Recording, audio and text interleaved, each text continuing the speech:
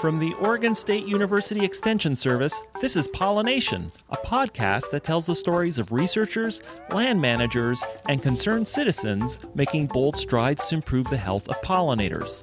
I'm your host, Dr. Adoni Melathopoulos, Assistant Professor in Pollinator Health in the Department of Horticulture. Springtime is a remarkable time for bees here in Oregon, and we know some of the familiar groups like the mason bees and the bumblebees, but there are so many other wonderful bees that are out and about. And to decode their mysterious life cycles, I have invited back onto the show for the third time Dr. Jim Kane. Dr. Kane is a retired research entomologist. He was at the USDA Pollinator Insect Biology Management Systematic Research Lab in Logan, Utah, better known as the Bee Lab. And Dr. Kane has done all sorts of work, comparative work on solitary bees. He's interested in the management of these bees. He's interested in their ecology, where they go. And so this is going to be a great episode where you get a full picture of some of these wonderful critters that you can observe right in your backyard. They're out and about. Let's learn about our spring bees on Pollination this week.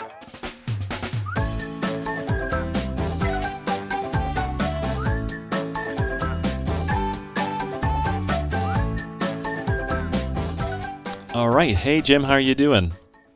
Good, Anthony. And how about you in these surreal times? Well, there is the COVID-19 situation, but fortunately out here in Oregon, we have some nice weather. We're in the 70s again. I understand in Utah, though, you've had inches of snow still. Yes, the early spring bees have been out some on early bloom, and not today. We had 4 inches of snow. Well, that's why I wanted to talk to you today. We've had you on past episodes. We had that great episode with sunflower bees and squash bees, some of our summer bees. But I wanted to hear your thoughts on the other end of the spectrum, this early spring, late winter, and especially here in Western Oregon. We've been seeing bees since February, March. Talk a little bit about these bees that we see in the early spring, late winter. Yes, they're amongst our native bees that are out early. I think your listeners are most likely to have noticed bumblebees that get out very early in the spring. And the more observant folks have noticed that every bumblebee that flies early in the spring is huge, just a lumbering big animal. Why is that? And that's because they're all queens in waiting. They emerged last fall and stayed with their nests some. They mated last fall. That's why there's no male bumblebees flying now.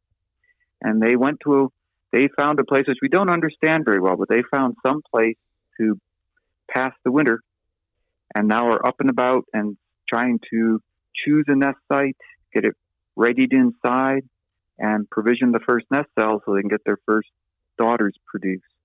So they get an early start. And bumblebees, as you probably know, bumblebees are particularly well adapted to cold weather. They're able to do non-shivering heat generation, so they can warm up. And bumblebees, they go all the way up to Ellesmere Island and up to Lapland in Sweden. So they're well adapted for being out early.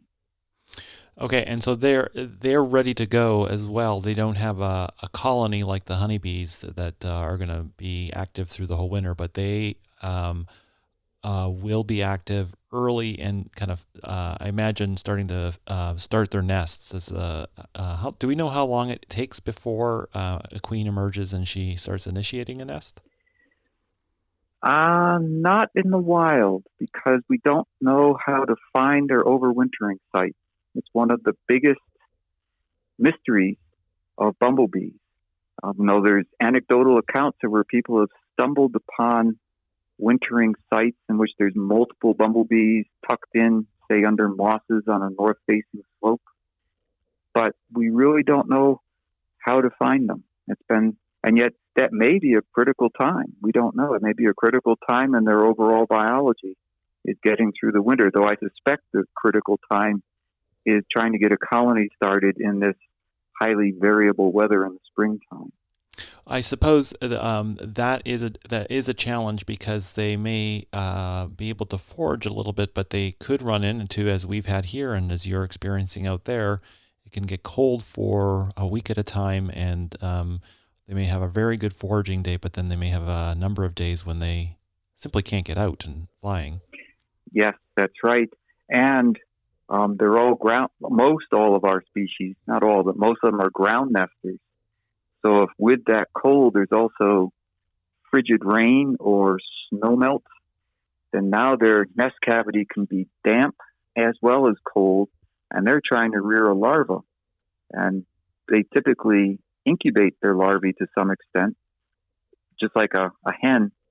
It doesn't have to be that warm, but nonetheless they try to. And if they didn't get enough nectar fuel or enough pollen and nectar in to raise that first egg or two, they could be in a pickle. And we've seen that here at times when they get lured out early in the spring, followed by the kind of bad weather you're describing. The rest of that season, there seems to be a paucity of bumblebees. Oh, I see. Huh. Whereas at higher elevations where they were kept in under snow during that temptation of warm weather, they did fine. Well, I often here in Oregon, and I know you've noticed this when you've been out here, or even in California, you can have some bumblebee queens very early, in early February, even into January, and I often wonder if those queens go back into hibernation, or if because it seems like you can see them for quite a few months and you don't see any workers. I've often wondered if those first very, very early bumblebees, but I'm suspecting your answer is we don't know. Yeah, it's a curiosity. And therefore, do they have a really long active life? Are you watching mistakes? I don't know. And they don't get, especially say in Northern California, they don't get great reliable cues for spring has started. Here in northern Utah, there's a snowpack until late March. And so it's very evident that it's still winter. But Western Oregon, and as you go down the coast, not great cues to know the timing of things for them. And is there a price paid, or can they live with that? We don't know. Well, tell us a little bit about some of the early spring preferences for bumblebees. Do they have some plants that are there to meet them when they emerge? Most everything that's a flowering, a superb plant for the yard. Well, yeah, a good plant for the yard is golden currant, which for nectar is a great bumblebee plant. Mm-hmm. And of course, once apricots and other tree fruits come into bloom, bumblebees use those avidly.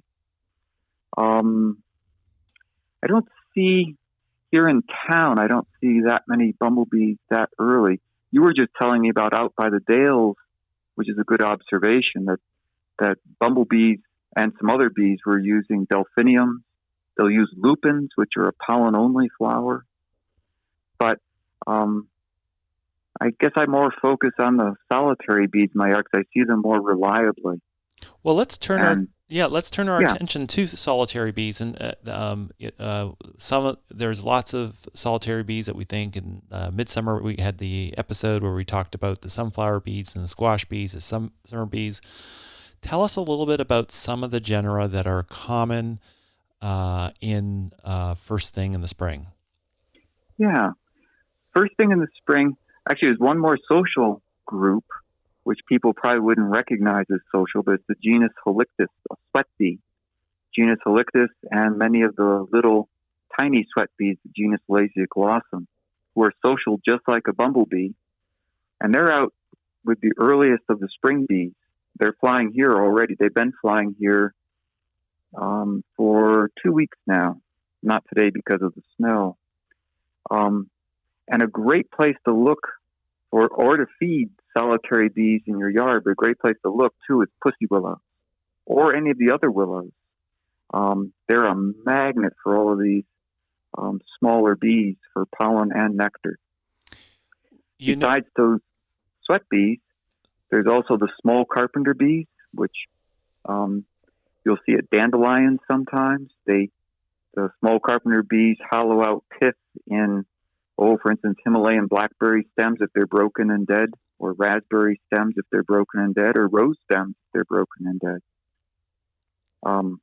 And they also overwinter as adults, as do those halictus that I mentioned. All these early spring bees overwinter as adults that we know of. Well, I suppose one difference with some of the social species, with some of the solitary bees, the first bee that you see are males, but with bumblebees and bees, the social bees in the Halictidae, often they come pre-mated. I suppose they're going into winter. Yeah, that's exactly right.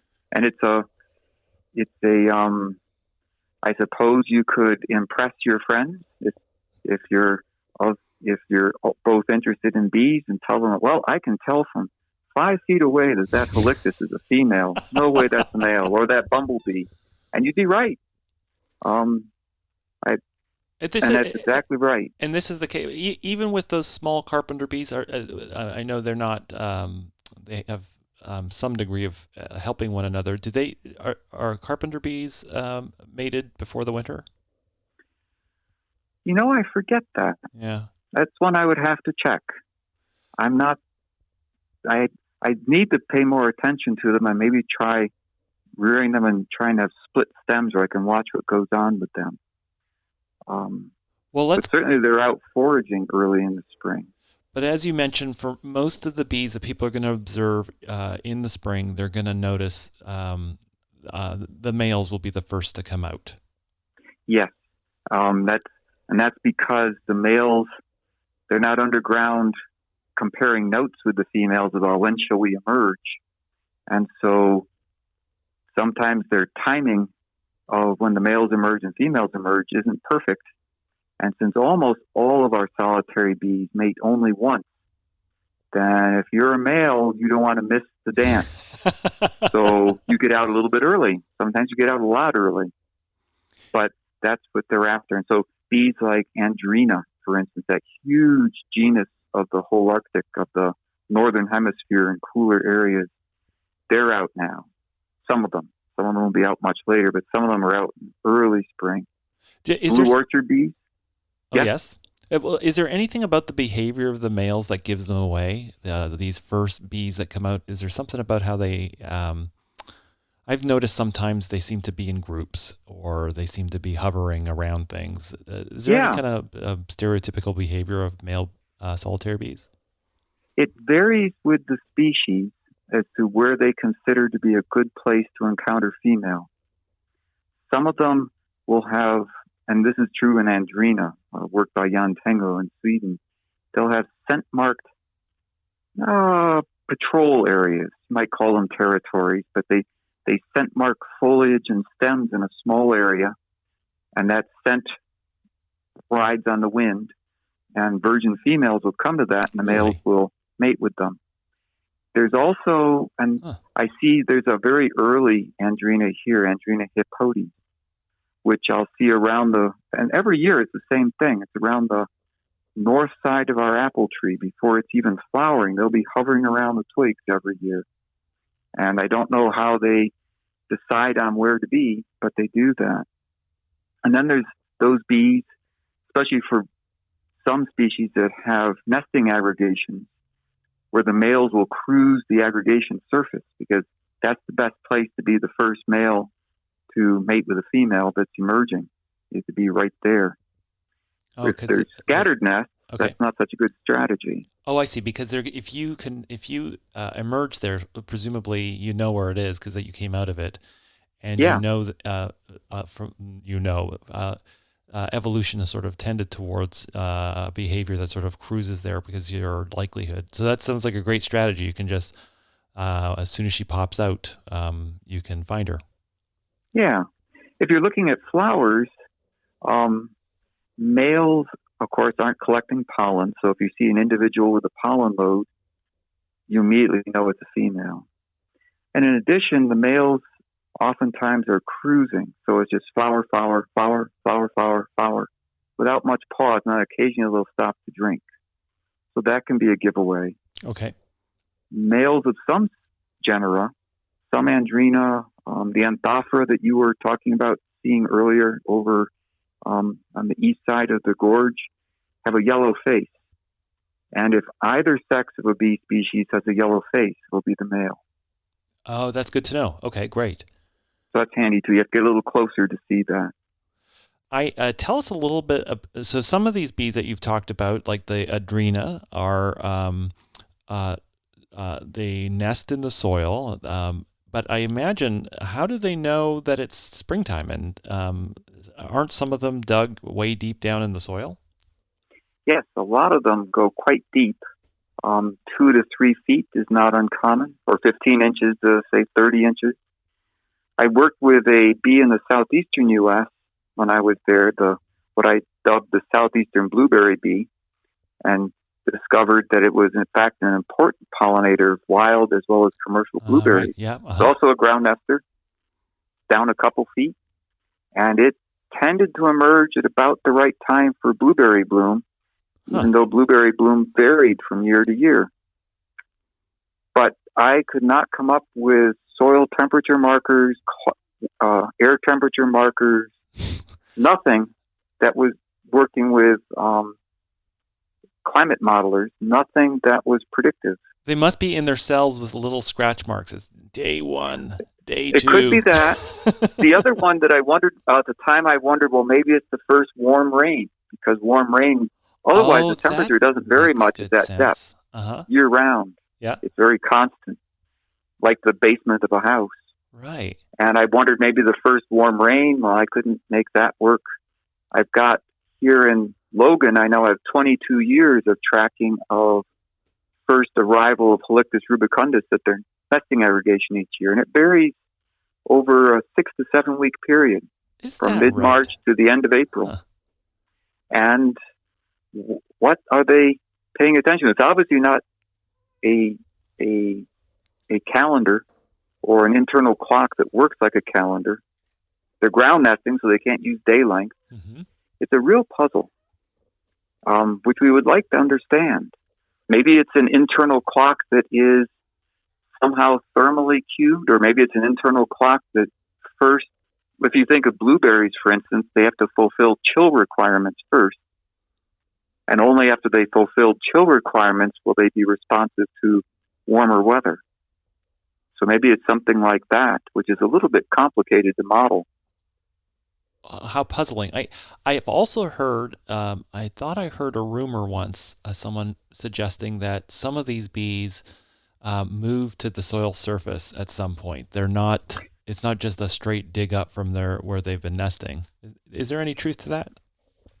I would like to know. It's I think it's a very viable hypothesis, and would help to explain how they know what's going on for air temperature when their nest cells are deep in the soil. Well, you dig toward the surface in the fall, or maybe you have an internal clock that says start digging toward the surface in late winter, regardless, and then you sit there and wait for that soil to warm. It could very well be. The challenge is you have to go back to the nesting aggregation, have marked nests, more or less, and then start shoveling around looking for bees before the flowering season. So it's not, I don't know of anyone I'm not aware of anyone who's undertaken that.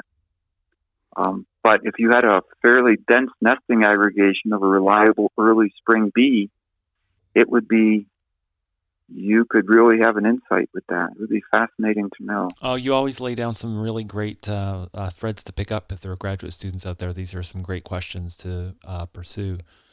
But I did cut you off at one point. We were talking about mining bees, and then you transitioned. You were going to talk about some of our stem nesting bees, and you did mention our small carpenter bees, but you also were about to talk about our mason bees. Tell us a little bit about the Megachilidae in the spring.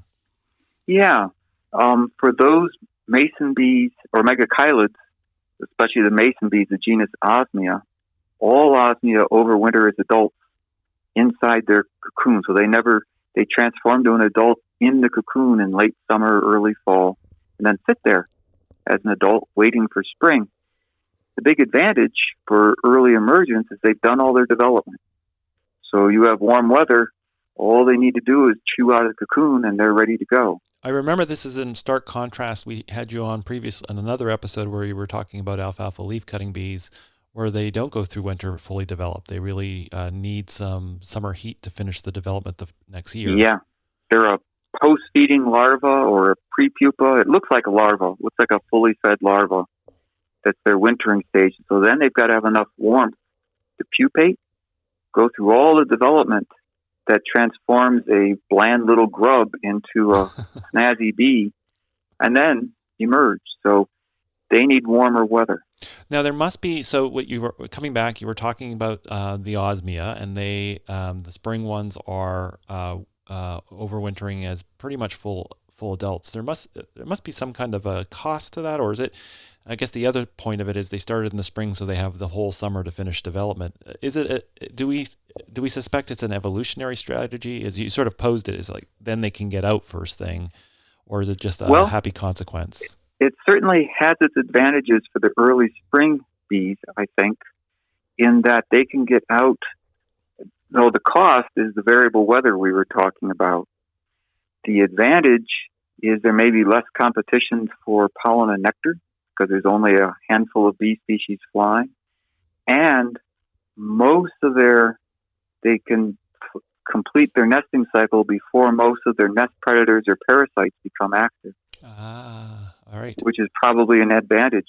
Now, what gets curious is that not all osmia, by any stretch of imagination, not all osmia are early spring bees. Most of them fly mid-spring, even early summer. And so they've got the challenge that here they are committed adults who have to somehow suppress their metabolism, even though the weather's warmed up, so that they don't burn through their fat stores before it's time to emerge. And we don't know how the majority of osmia, how they manage to do that. I guess what's implied in that is when you winter at some kind of immature stage, like a prepupal stage, you can really shut things down in a way you can't when you're an adult. Is that what you're saying? Yeah, or maybe the simple explanation is, oh yes, you can as an adult if you're one that winters as an adult. I see. Certainly for bees who overwinter as pre-pupae, once they're adults, they're committed. They don't have much choice in the matter. But perhaps wintering as an adult, although they do, like blue orchard bee, in their cocoons, become more and more insistent on emerging as the spring progresses. If you have a managed population and you have them in the refrigerator, they'll even start emerging in the refrigerator by late May, or mid-May. And if you try to hold them into June, you'll find that they all starve to death inside their cocoons. I've made that mistake. Okay, so these bees are nesting largely above ground, but I sometimes wonder about that with some of the osmia in some places where there's just not a lot of places to nest if they also nest underground. But I imagine the bulk of them are nesting. Is that true? The bulk of them are nesting in some kind of a hollow stem, probably the bulk are ground nesters. Although, really? Okay. My perspective is biased from the Great Basin, where I know that to be the case. And there are a lot of species in the Great Basin. But a lot are ground nesters, but they're shallow ground nesters. I see. A few inches. Uh-huh. So they're perceiving what's going on with their air temperature pretty well, I would guess. Okay, so either in a stem or shallow ground, they can use that cue of the temperature, and so a little bit perhaps easier to understand what triggers their emergence. I'd agree with that. That makes good sense to me. Okay, so is there anything that can be said about some of our osmia and some of the plants that they prefer, or is it they're really a diverse group and you can't do that? They're a diverse group. There are some specialists. The one that I encounter most often, there's several penstemon specialists in the Intermountain West and the Rockies. That's all they go to for pollen and nectar. But a lot of them might have a preference for a family or two of plants. Like there's two osmia one gets when they're trap nesting for blue orchard bee. You also get Osmia californica and Osmia montana. Like size bees, same size holes. They'll mix some chewed up leaf with the mud that they nest with, and their provisions are bright orange because they like the spring composites. So they'll work dandelion, they'll work balsam root, they'll work mule's ears. So they're somewhat specialists, but a lot of them aren't specialists, which is handy, say, in your own yard. I know for my blue orchard bees, especially the early flying males, they do well. They get nectar from squill, which is a little blue flowered bulb, from grape hyacinths, from willows, which actually are important food for blue orchard bees in the wild. You know, we had an episode recently, Lila Westreich. I don't know if you've met her. She's a graduate student at the University of Washington, and she's working in Seattle. She was going through the pollen loads of Lignaria nests in urban settings, and she was surprised at how much willow pollen there was. Yeah, which takes some doing to find it in an urban setting. I would guess I don't know. There could be planted pussy willows, or perhaps there's enough drainages that they can find it. But yes, they do like willow a lot. They like redbud, surprisingly. Perhaps they like, of course, the rosaceous tree fruits that everyone has that they use them for pollination. And they also, in our area, like hydrophyllum, which it's in the waterleaf family. Oh, for heaven's sakes. Ground cover. We've been talking about a study that we're doing in the Dalles, and there was quite a bit. In any place there was a little bit of moisture and a little bit of shade, and they really liked it. Yeah, it's very popular with them, and over some of the maples, including the big leaf or big tooth maple, grows along your water courses out there. Big leaf. They flock to that, and of course you don't know it because the bloom is up 30, 50 feet above the ground, but they're up there getting it. Do we know if they're using nectar or pollen from maple? I've often wondered. Both. Okay, great. I know they're using pollen. I presume they're getting the nectar as well, and they're overlooked because they're not very showy flowers.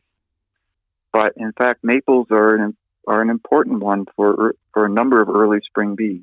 Well, one common theme I'm noticing in some of these plant recommendations are shrubs. It seems like shrubs and trees seem to be very, very important for some of these early spring bees. Yeah, blueberries are a handy one that are also nice for people to have, or wildlife, either one. The blueberries, partly because the shrubs are so reliable. I mean, pussy willow never skips a year. Pussy willow that I've ever seen here never gets frozen out.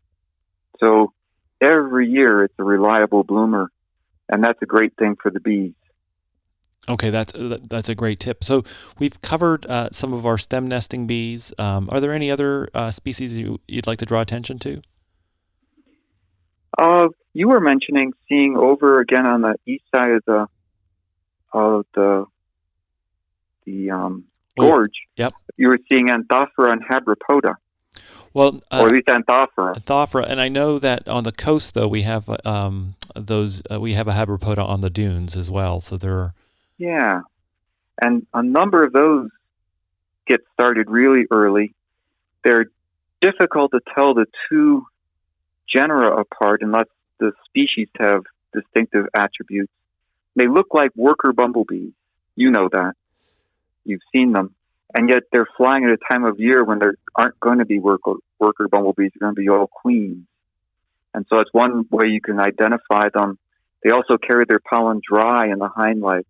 Oh, okay. But both of them are solitary, fast flyers, powerful flyers, and they're ground nesters. I think I was describing to you where I had seen them was on Larkspur, and they were zipping around like they were peculiar in their speed for that. Yeah, very fast, very much of a contrast with bumblebees, who have a kind of a deliberate nature about their foraging, perhaps. That's very polite. yeah, but boy, especially the males of Anthophora and Habropoda, they dart. There's no question about it. Even in cool weather, they are fast flyers. Okay, so this gives us a nice. Have we missed any? The other thing I often notice in the spring is those nesting beds when the the mining bees get started, seeing the cuckoos show up. They, especially here in Western Oregon, I do a lot of Ask the Expert on the Extension Network, and I think I've had three requests on mining bees in lawns and how to whether mowing the lawn will disturb them or information on them. Yeah, for the cuckoos, the most obvious one that people can learn to recognize and pretty ubiquitous is the genus Nomata, who are cuckoos or kleptoparasites on the genus Andrena. And there's a lot of them. They're typically bright orange, sometimes reddish, sometimes with yellow markings, and look very waspy. And they slowly cruise over the ground surface because they're hunting for nests of their particular species of Andrena. So quite distinctive to see, and the behavior is distinctive as well. Are all our mining bees nest in aggregations, or is that just very specific? Most of the ones that have been studied well nesting aggregations because that's how people can find them Right. and can get sufficient numbers to generalize about the species. But by the same token, most of the species haven't been studied. And so I might guess that that's because all those other species are solitary nesters and don't aggregate that much. And it's a spectrum in aggregation from pretty dense to from at the extremes, hundreds of thousands, to 5 or 10 nests, to 2 nests, to you can only find one nest most of the time, but occasionally you find a few together. So it's a spectrum, and we know less about the ones who are scattered nests. Well, so how would you answer the question if you're a homeowner and you find and you really love bees and you notice you've got a nesting bed on your lawn, but you do need to keep your lawn care going? Do you have any recommendations? Does the mowing disturb the bees? What might they do? And with the other question I have is with these cuckoo bees, do the nests persist over time, or are they they go up and down? Certainly in terms of lawn, especially if you do your own lawn maintenance, your own mowing and such, then if you mow when the bees aren't active, so early in the morning, toward dusk, in either case, everybody will be home, and whatever in your mowing, you're going to transform the appearance of things somewhat for their orientation cues, but they're all going to emerge from that nest to your newly mown lawn, do a new orientation flight, learn the new cues at that time, and be able to come back home just fine. Okay. By the same token, if you have to irrigate your lawn, if you can water at night, or you can water early or late in the day, for the same reason, bees are all home, and they can dig their way out from however it gets muddied. So both of those things. The irrigation it could block the hole and be difficult to locate again. Yeah, if they're outside the nest, then they've got to find a plugged hole and know where to dig. But if they're inside the nest, then the only way out is up. Gotcha. And they can dig their way through the mud and do an orientation flight now that their soil heap is changed in appearance and know exactly how to get back home. Okay, so that second question I have is, with all these cuckoo bees, these nest parasites, does the colony eventually crash? If somebody has one on their lawn and it disappears, right. Could it be because of that? It's actually very worth monitoring, because it is debated to what extent cuckoo bees are simply a burden on the nesting aggregation or whether they can cause its extinction. I have seen cuckoo bees of a ground nesting leaf cutting bee, which was it worked cranberries in commercial bogs in New Jersey, and formed the aggregation we worked with had over 10,000 bees, myself and Dan Schiffauer. My goodness. And over the course of 5 years of working with the bee and its pollination and all, we noticed that the kleptoparasite Coleoxys was becoming more and more abundant every year. And by the time we tried to rescue the population, the only thing that emerged the final year was Coleoxys. Wow. It's also the first time aggregations of that bee have been reported, and maybe I know why now. That when they aggregate, they are a sitting target and eventually are eliminated. And so those that have scattered nests fare better, perhaps. Okay. But that one case, I know for a fact that the kleptoparasite Coleoxys wiped out the megachile aggregation. Okay, that's great information. I think people are really curious because it's easy to spot the nesting beds. You can see the cuckoos, and we may have to think about how to follow some of these beds up. If you do have one on your lawn, we may be knocking on your door at some point. Especially around Corvallis.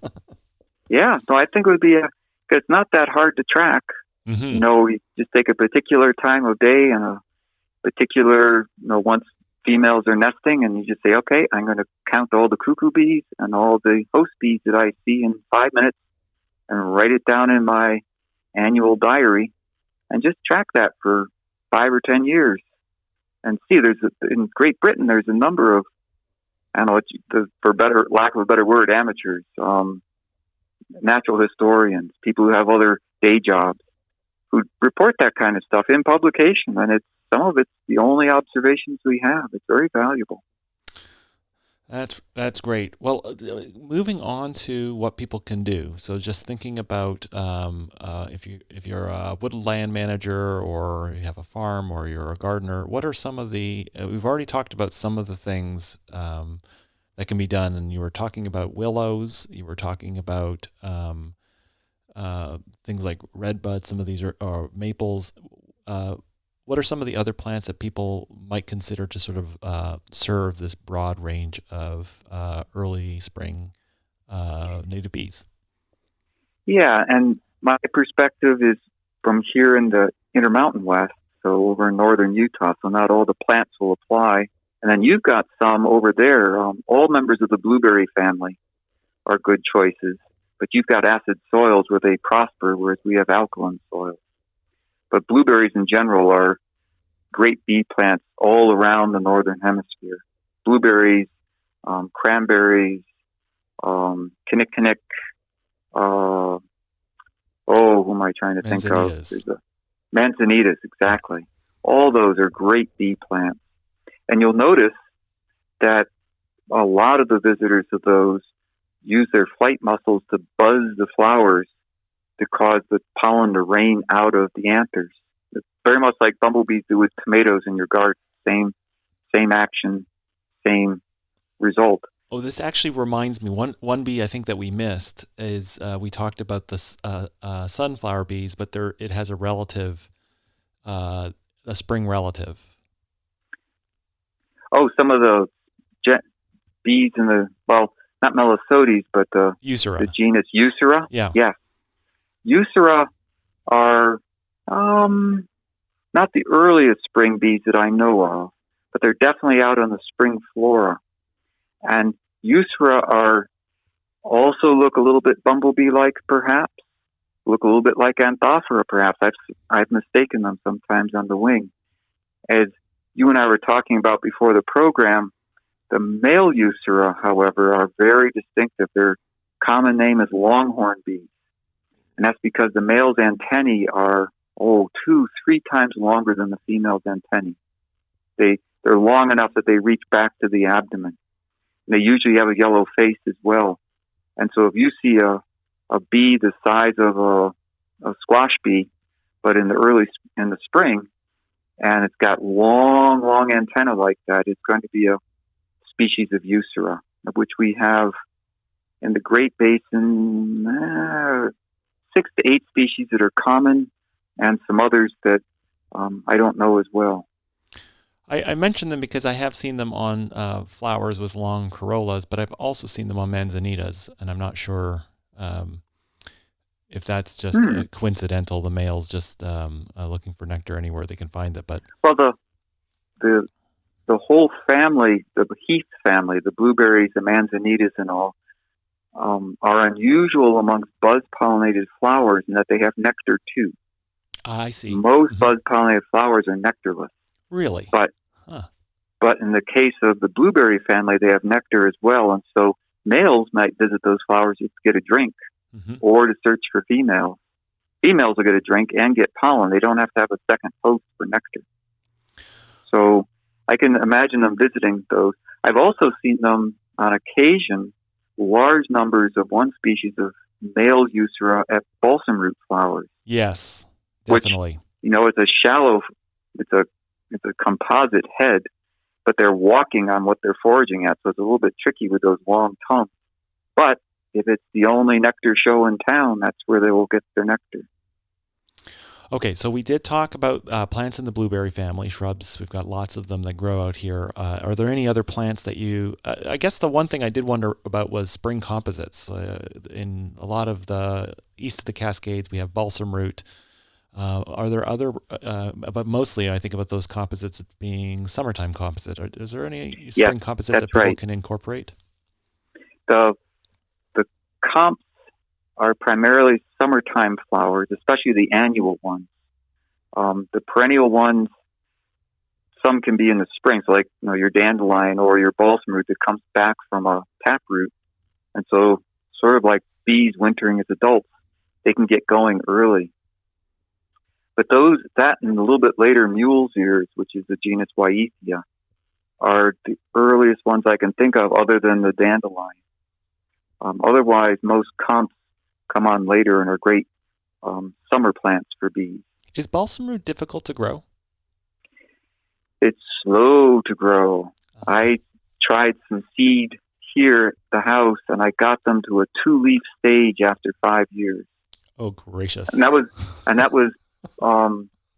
the sagittata, which forms the huge plant.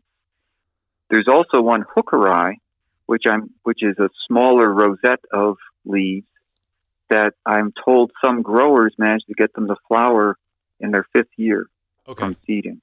So they might have a chance, and then once you've got them, they'll bloom every year. They're very reliable. Another one, maybe you have to be a bit of a connoisseur to grow them, but I've come to like the biscuit roots, and I've transplanted some of their tap roots or bulb-like roots, and I've got them coming up right now in the yard. But they're not particularly showy. They're an acquired taste. They've got a flower head like a small Queen Anne's lace or carrot flower head. And the ones that I've seen, at least in the Mid-Columbia region, they're small. The flowers are really small, but you attract some really interesting tiny bees to the inflammations. I have a paper coming out for, actually it is out, for 4 of the biscuit root species in the Great Basin, which we worked at in and out of fires. And they're very fireproof, by the way, for wildfires. Oh, okay. And they attracted more species of Andrena, 40-some-odd species, than any other flowering plant species yet found in the world. Is that right?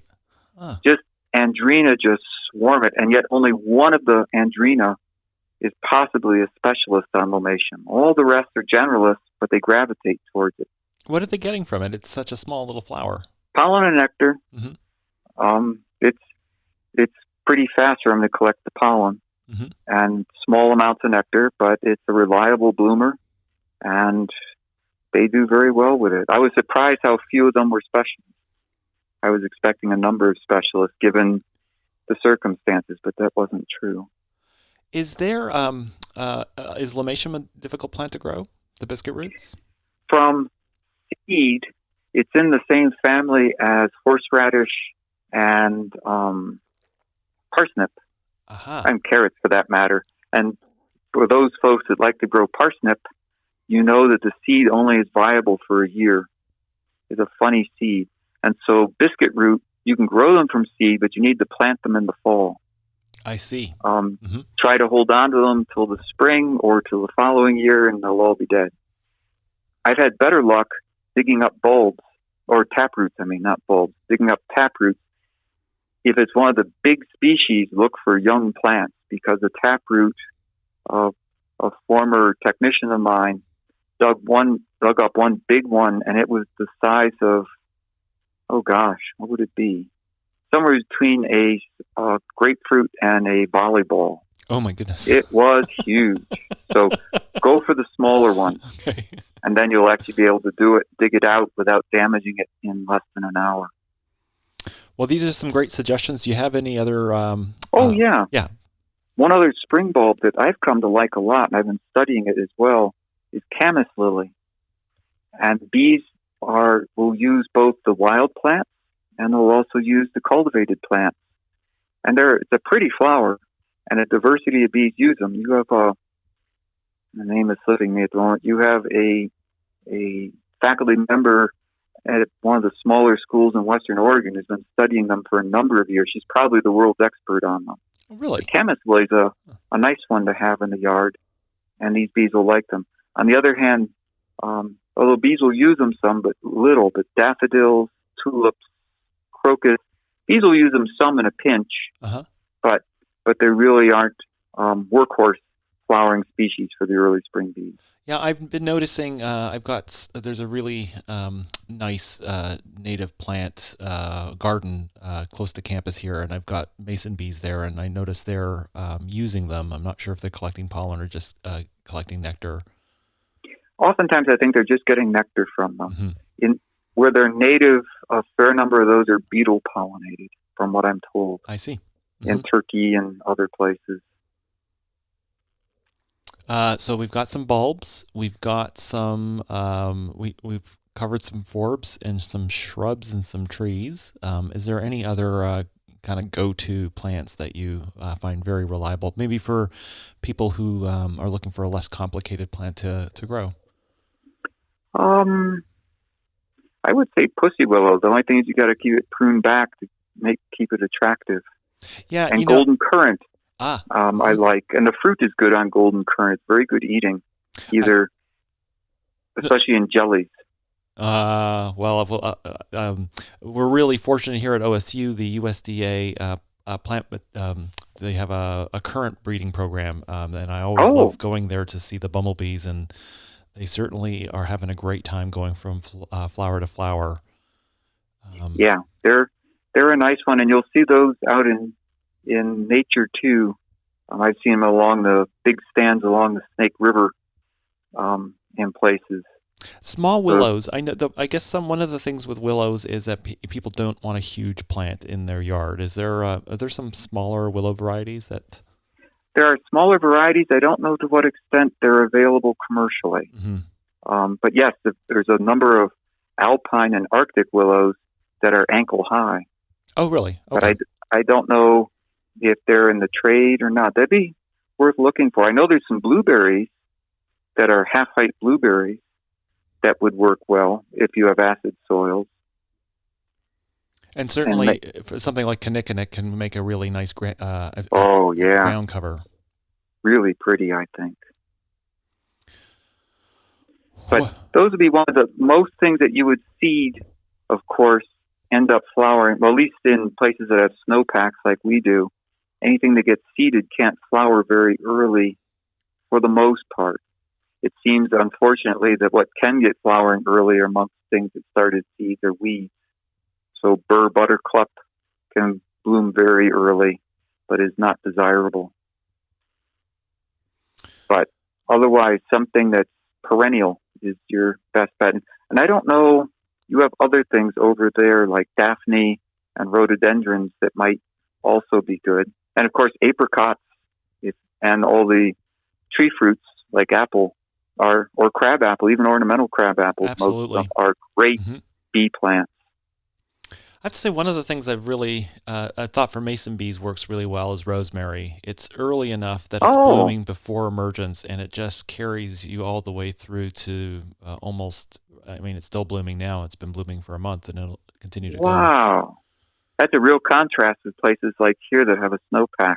Yeah, absolutely. Rosemary is a summer plant. I have friends who are on the in the Shuswap Lake area of British Columbia. Can't grow it. It can take over, but just having something that blooms before the mason bees come out has already got a sizable amount of bloom on it. I Sometimes we were talking about this at the break before the interview of retaining mason bees.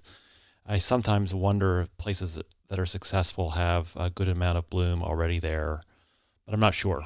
As you said, there's. I can imagine that would help, and it only needs to be nectar plants early on, just to keep the bees going until the main, like the orchard crop comes into bloom with pollen.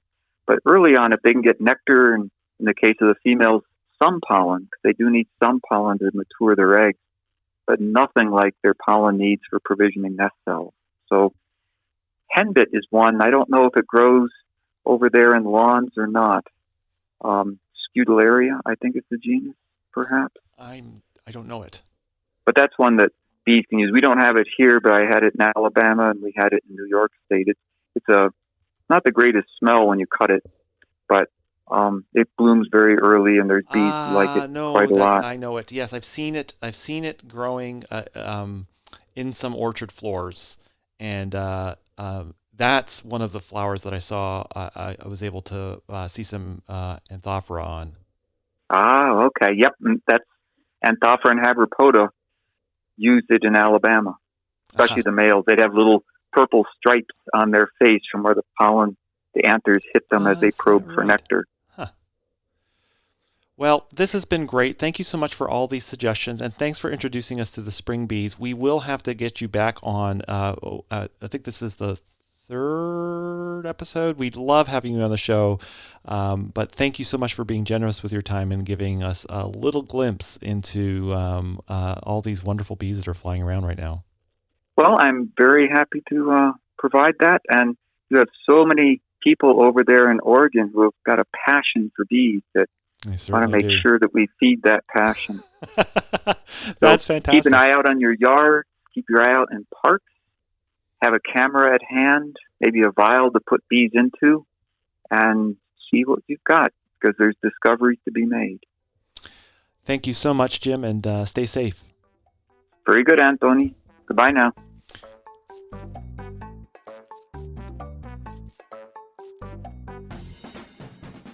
Thank you so much for listening. The show is produced by Quinn, Sin, and Neil, who's a student here at OSU in the New Media Communications program, and the show wouldn't even be possible without the support of the Oregon Legislature, the Foundation for Food and Agricultural Research, and Western SARE. Show notes with links mentioned on each episode are available on the website, which is at pollinationpodcast.oregonstate.edu. I also love hearing from you, and there's several ways to connect with me. The first one is you can visit the website and leave an episode-specific comment. You can suggest a future guest or topic, or ask a question that could be featured in a future episode. But you can do the same things on Twitter, Instagram, or Facebook by visiting the Oregon Bee Project. Thanks so much for listening, and see you next week.